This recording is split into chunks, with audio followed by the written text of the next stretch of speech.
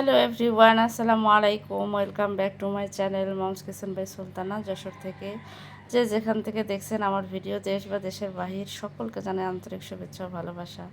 Jelly বানিয়েছিলাম, সেটা ঢেলে নিলাম। তারপরে যে আচার বানিয়ে ঠান্ডা করতে দিয়েছিলাম, টক ঝাল মিষ্টি আচার, ইনস্ট্যান্ট আচার, যেটা রোদে দেওয়ার কোনো ঝামেলা নেই।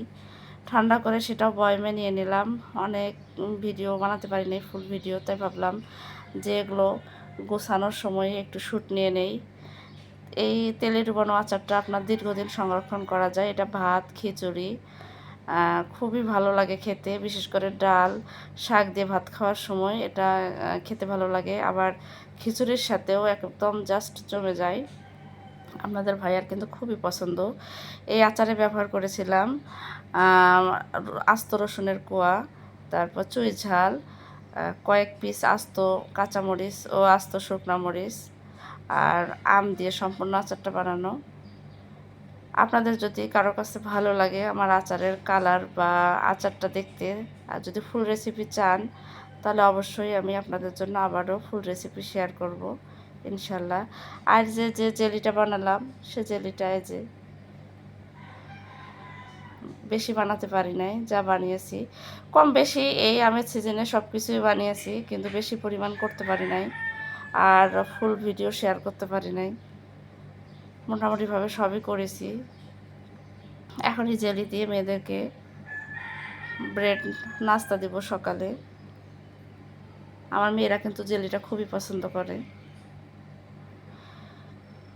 প্রিয় দর্শক, যারা যারা আমার ভিডিওটি দেখছেন, একটি লাইক দিয়ে পুরো ভিডিওর সাথেই থাকবেন। চ্যানেলে নতুন দর্শকরা চ্যানেলটা সাবস্ক্রাইব করে পাশে থাকা বেল বাটনটি অন করে দেবেন। যে কোনো নতুন ভিডিও আপলোড হওয়া মাত্র নোটিফিকেশন চলে যাবে, আপনারা আপনাদের সময় সুযোগ মতো দেখে নেবেন। আর ভিডিওটি যদি ভালো লেগে থাকে, তাহলে ফ্রেন্ডস অ্যান্ড ফ্যামিলির কাছে শেয়ার করে পাশে থাকবেন। কাঁচা আমের সময় শেষ হয়ে যাচ্ছে, যারা যারা এখনও জেলিটি বানিয়ে নেন নাই, অবশ্যই বানিয়ে নেবেন। আমি একদম সহজভাবে বানিয়েছি, অনেক রকম করেই বানানো যায়। আমের খোসা থেকে শুরু করে আমের পিউরি সব কিছু দিয়েই কিন্তু এই জেলিটা বানিয়ে নেওয়া যায়। তো আমি আজকে কিন্তু আমের পিউরি দিয়েই জেলিটা বানিয়েছিলাম। আমার হাতে সময়টা কম ছিল, ঈদের ছুটিতে বাড়িতে যেতে হবে। যাওয়ার আগে এগুলো কাজ আমি করে রেখে গিয়েছিলাম। দেখেছেন আপনারা আমার ভিডিওতে, আমার আব্বু অনেক আম দিয়ে গিয়েছিল আমাদেরকে। আর আমার মেয়েরা এখন এত আম, কাঁচা আম খেতে ভালোবাসে, ওদের জন্য আমি কিছু বানাতে পারি না। আমি বানাতে যাওয়ার আগে ওরা খেয়ে ফেলে সব। 3 বোন মিলে মাখিয়ে, প্রচণ্ড টক খেতে ভালোবাসে তারা 3জনই। এই যে একে একে করে আমি ব্রেডের মধ্যে এরকম লাগিয়ে দিচ্ছি। আমার মেয়েরা কিন্তু এই জেলিটা আটার যে রুটি, সেটার সাথেও কিন্তু খেতে ভালোবাসে। ওদেরকে কিন্তু আমি আটার রুটির সাথেও এই জেলিটা দিয়ে থাকি। আর আমি খুব বেশি করে বানিয়ে সংরক্ষণ করি, যেহেতু আমের সিজনটা চলে যাবে, কাঁচা আম তো পরবর্তীতে আর পাবো না, তাই একটু বেশি পরিমাণে বানিয়ে নেই।